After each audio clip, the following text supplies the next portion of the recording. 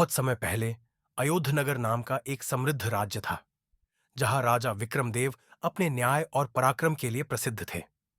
एक दिन राज्य में एक अजनबी साधु आया और राज दरबार में उपस्थित होकर बोला, महाराज, आपके राज्य के उत्तर में स्थित काले पहाड़ के बीच एक तिलिस्मी किला है।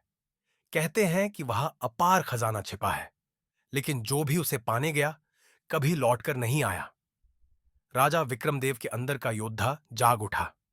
उन्होंने निश्चय किया कि वे स्वयं इस रहस्य से पर्दा हटाएंगे। अपने खास सेनापति रणवीर और कुछ विशिष्ट सैनिकों के साथ वे उस किले की ओर रवाना हुए। जैसे जैसे वे किले के निकट पहुंचे, हवा ठंडी और भारी होने लगी। चारों ओर अजीब सा सन्नाटा था। रहस्यमय किले के भीतर किले के दरवाजे पर एक विशाल पत्थर खुदा हुआ था, जिस पर लिखा था, जो लालच में प्रवेश करेगा वह पत्थर बन जाएगा। जो साहस और सच्चाई से आएगा वही खजाने का अधिकारी होगा।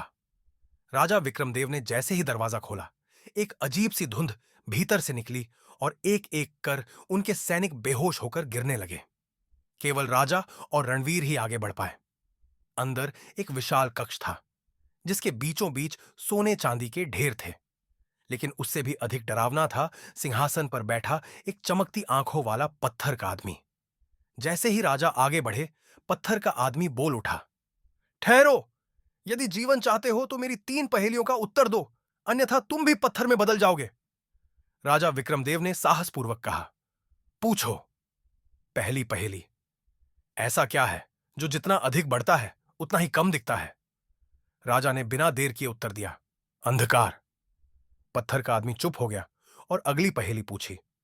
दूसरी पहेली, ऐसा क्या है जिसे कोई देख नहीं सकता मगर हर कोई महसूस करता है? राजा ने तुरंत उत्तर दिया, हवा। अब पत्थर का आदमी थोड़ा विचलित हुआ। उसने अंतिम और सबसे कठिन पहेली पूछी। तीसरी पहेली, ऐसा कौन है जो मरने के बाद भी जीवित रहता है? राजा विक्रमदेव मुस्कुराए और बोले, यश और कीर्ति। सच्चे कर्मों से किया गया नाम अमर रहता है।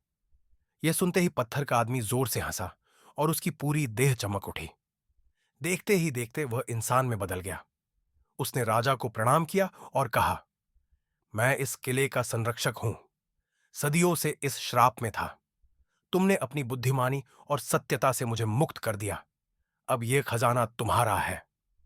राजा विक्रमदेव ने उस खजाने का उपयोग राज्य की भलाई के लिए किया और हमेशा के लिए इतिहास में अमर हो गए। लेकिन वह किला, वह आज भी रहस्यमयी बना हुआ है।